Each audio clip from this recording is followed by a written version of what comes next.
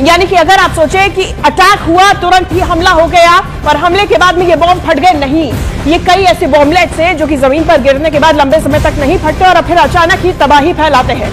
अब यही वजह है कि आम लोगों को, खासकर बच्चों के लिए ये बेहद खतरनाक बन जाते हैं, क्योंकि इनको लगता है कि कोई बॉल हो सकती है, कोई गेंद हो सकती है, उससे खेल सकते हैं। बच्चों के लिए सबसे ज्यादा खतरनाक यही बॉम्बलेट्स होते हैं और ऐसे में नागरिक इलाकों में इनके इस्तेमाल से भारी नुकसान होता है और इसीलिए दुनिया के कई देशों ने क्लस्टर बम्स के इस्तेमाल पर प्रतिबंध लगा दिया है। लेकिन इस वक्त ये जो महायुद्ध जारी है, इसमें कई प्रतिबंधित हथियारों का भी इस्तेमाल किया जा रहा है, जिसमें से एक क्लस्टर बम शामिल है।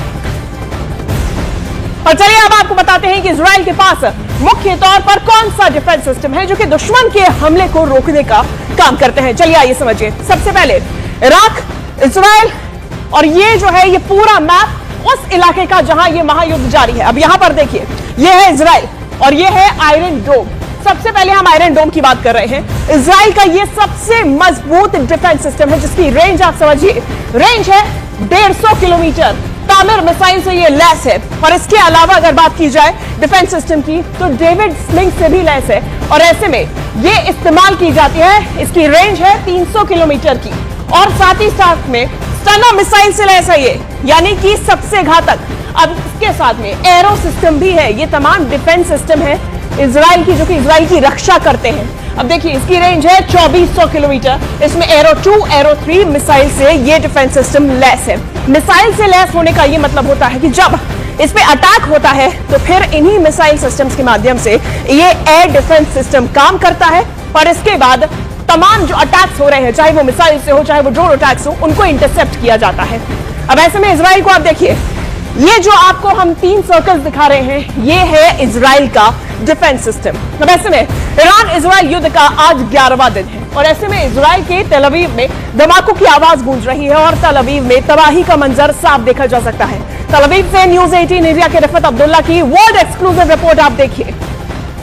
बज गया है यहाँ पे हूटर, यहाँ पे सायरन बज रही है और आप सुन सकते हैं ये रात का टाइम है और लोग आ रहे हैं। मैं दिखाने की कोशिश करूंगा, लोग आ रहे हैं शेल्टर में और क्योंकि हूटर बज गया है, यहाँ पे सायरन बज रही है। तो ये आप देख सकते हैं लोग आ रहे हैं शेल्टर में। अब देखना होगा कि कहाँ से अटैक हो रहा है, तो ये शेल्टर में जा रहे हैं।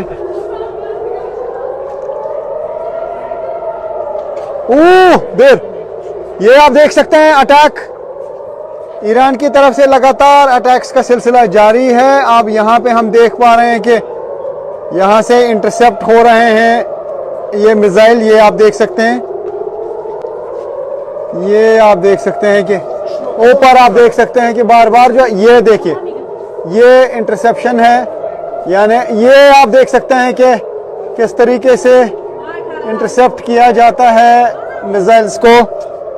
ये हम देख रहे हैं, ये देख रहे हैं हम कि ये देखिए ओह।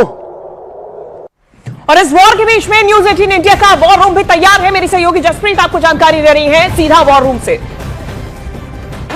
देखिए शिवांगी, अमेरिका की ताकतवर और महंगी मिसाइल के सामने ईरान के छोटे और सस्ते ड्रोन काफी खतरनाक साबित हो रहे हैं। जैसे सबसे ज्यादा चर्चा RS-2 ड्रोन की हो रही है, जो ईरान का सबसे एडवांस्ड ड्रोन है।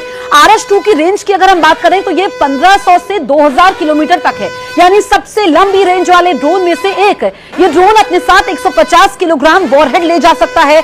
450 किलोमीटर प्रति घंटे की रफ्तार से दुश्मन के ठिकानों को नेस्तनाबूद कर सकता है। और देखिए, अमेरिका की ताकतवर और महंगी मिसाइल्स के सामने ईरान के छोटे और सस्ते ड्रोन्स काफी खतरनाक साबित हो रहे हैं और ऐसे में सबसे ज्यादा चर्चा कई ड्रोन्स की जा रही है। क्लस्टर बम के बारे में हमने जानकारी दी थी और क्लस्टर बम का असर सिर्फ एक धमाके तक सीमित नहीं रहता है, बल्कि इसकी तबाही जो है वो कई स्तरों पर फैलती है। जब ये बम फटते हैं तो सबसे पहले तेज धमाकों की शॉकवेव आसपास मौजूद लोगों के शरीर को गंभीर नुकसान पहुंचाती है। इसके साथ ही बम के भीतर भरे धातु के सैकड़ों तेज टुकड़े चारों ओर फैल जाते हैं, जो कि दूर तक लोगों को घायल कर सकते हैं। क्लस्टर बम की सबसे बड़ी खतरनाक बात यह है कि एक ही हमले में कई जगहों पर एक साथ धमाके होते हैं, जिससे बड़ा इलाका प्रभावित होता है। और ऐसे में इतना ही नहीं, हमले के बाद भी यह खतरा खत्म नहीं होता। कई बार खेत, सड़क, आसपास, घरों के आसपास ऐसे विस्फोट लंबे समय तक पड़े रहते हैं। ये जो विस्फोटक है ये पड़े रहते हैं और इसकी वजह से आम लोगों की जिंदगी लगातार खतरे में बनी रहती है, क्योंकि ये कभी भी फट सकते हैं और ऐसे में लोगों को खतरा बना रहता है। ये खतरा खत्म नहीं होता है और इसीलिए ये क्लस्टर बम्स बेहद खतरनाक माने जाते हैं और जिनका अब इस्तेमाल ईरान की तरफ से किया जा रहा है।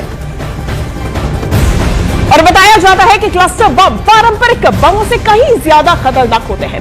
ऐसा क्यों कह रहे हैं, चलिए आपको हम समझाते हैं कि ये इन बॉम्बलेट से खतरा क्यों है। इन बॉम्बलेट्स के भीतर, इनके अंदर स्टील केसिंग, हाई एक्सप्लोजिव और फ्लैपनेल्स होते हैं। It is 200A clearly says before a motion can be listed, a determination has to be made. 1. Resolution is specific in charges, clearly expressed and free of imputation and defamatory statements. Now, who has made this determination?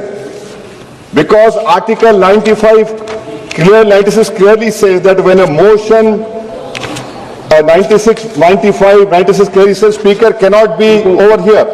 My question to the House is, who has made the determination? Because the Supreme Court in Nabam Rabia has clearly said that a Speaker against whom a notice of removal has been given cannot exercise adjudicatory powers in proceedings connected with the removal. So who has made this removal?